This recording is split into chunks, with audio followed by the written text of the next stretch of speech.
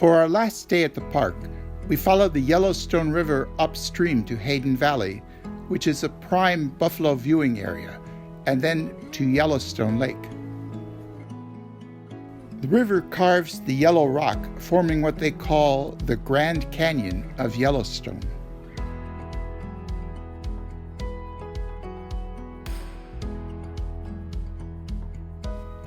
We stopped to admire this massive boulder that overhangs the road and seems like it could squash you at any moment. A short trail hike leads to views of a number of waterfalls.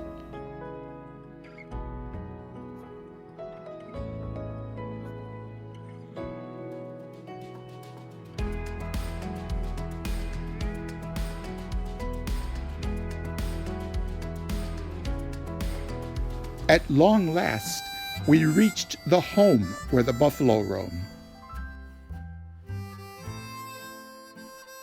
Before Europeans settled the West, there were 30 million buffalo. Today, there are 30,000, 3,000 of which live in Yellowstone.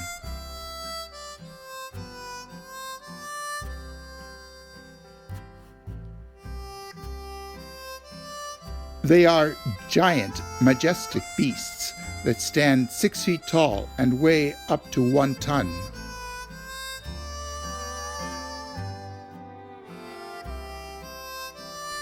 Accordingly, they go where they please, with no regard for people and the rules of the road. If you're not paying attention, one can sneak up on you from behind while you're busy filming his aunts, uncles, and cousins. You're advised to stay 30 feet from them and back away if they approach.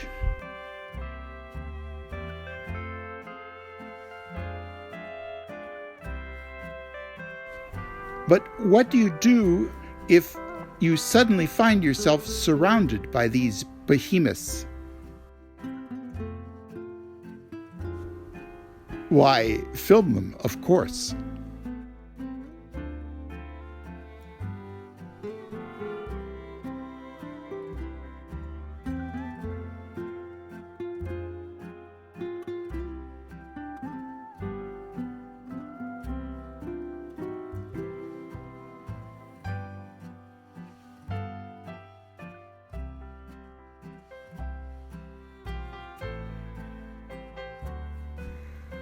When we went to visit the Dragon's Mouth hot spring, we found that a buffalo was blocking the path. Nothing to do but go back and try another route.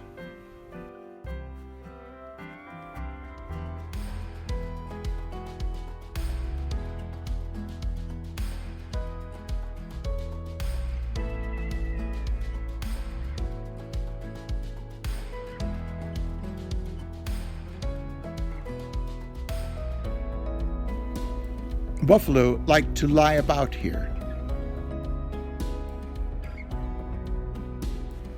Yellowstone Lake, created by the last major eruption of the Yellowstone supervolcano, is large and scenic. Captain Steve piloted a rented motorboat for a short excursion on the calm waters, with first mate Elena making sure he didn't run aground on the sandbars.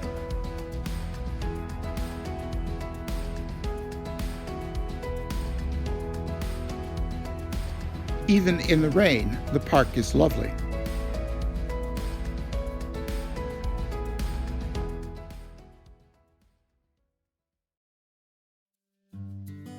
For our 5th day in the region, we decided to visit Gran Teton National Park to see the rugged mountain range, but also hoping to catch sight of a moose.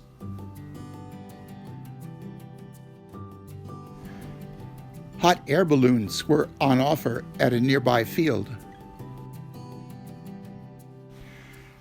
This is the first lake we visited that didn't have moose, but it did have a deer.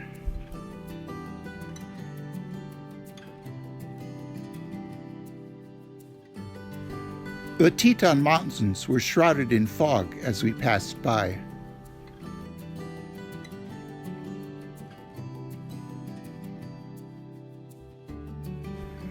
This is Jenny Lake, which has many hiking trails.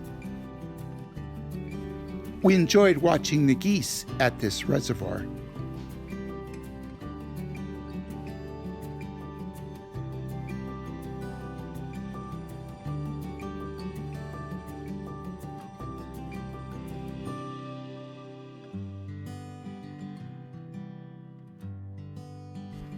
This is the second lake where we did not see moose, but it's very picturesque nonetheless. There's so much more to this magnificent country, you could spend a lifetime exploring it.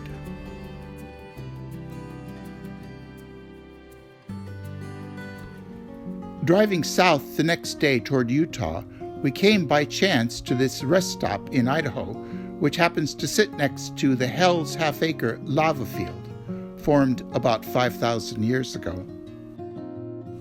Elena was especially captivated by the jumble of lava stone and all the crevices and caves.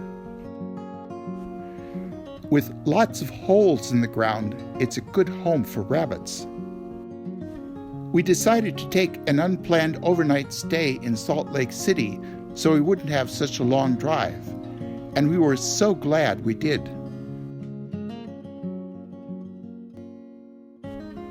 Salt Lake City has a lot of attractions, not even mentioning the Great Salt Lake, which we didn't visit.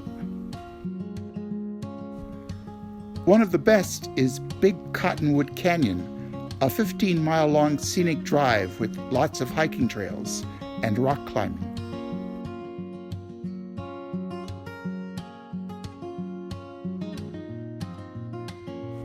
The canyon leads to Brighton and Solitude ski resorts. Coming back, we noticed a fork in the road, and mindful of Yogi Berra's famous advice, we decided to take it. The fork, it turns out, led to the other side of the mountains via Guardsman's Pass.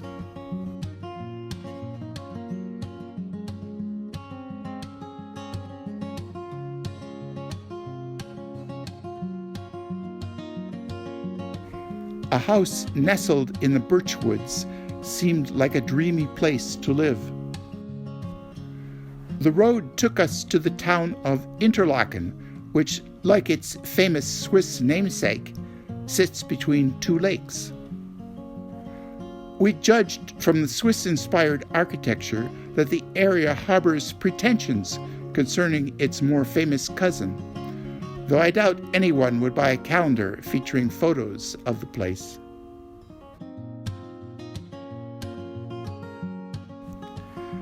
Rather than go back over the mountains, we drove the long way around to get back to Salt Lake City, and the route happened to take us to another serendipitous discovery, Bridal Veil Falls.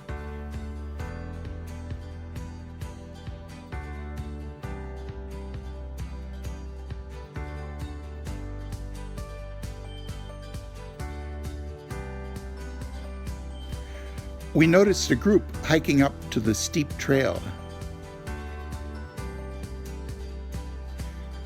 One of the hikers was carrying a bunch of balloons, so we figured it must be some sort of celebration or commemoration.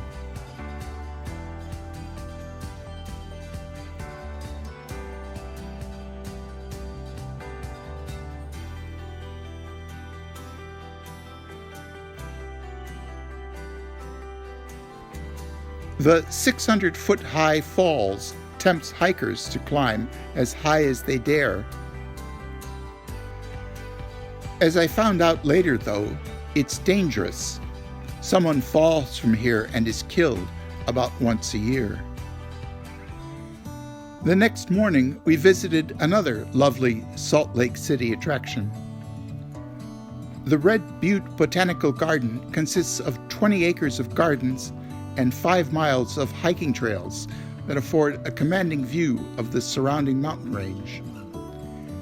It is utterly charming, the most beautiful garden we have visited outside of Kyoto. Paths wind around the grounds at different levels, offering a variety of different settings.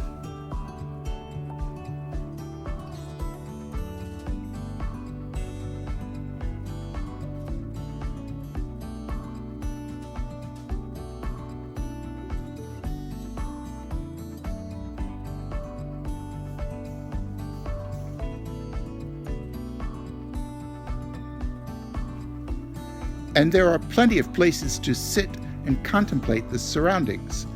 This is me sitting.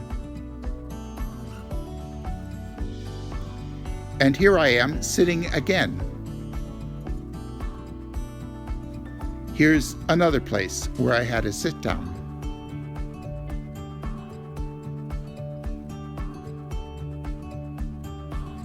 And this is Elena sitting in yet another very Japanesey spot. But among all the pleasant things about this place, the most fascinating has to be the plethora of hummingbirds that feed on the profusion of nectar-producing flowers.